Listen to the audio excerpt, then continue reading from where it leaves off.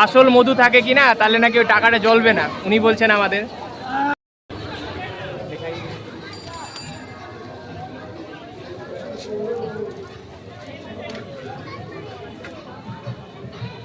ये पैसा चल रहा है तो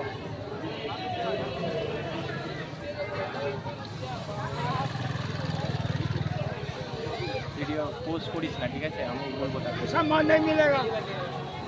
ये कैसे समझेंगे जे सही है?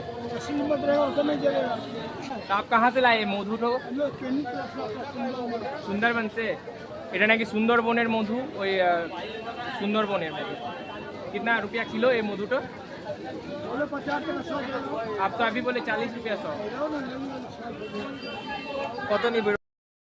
इन्हीं मधु बिक्री करছেন, मधु सेल करছেন इन्हीं। ठीक है, हम लोग को भी दे दीजिए थोड़ा सा। কত নিবি? 80 টাকা। 200 दे दीजिए।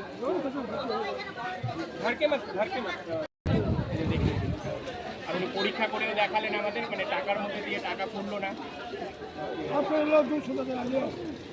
কত?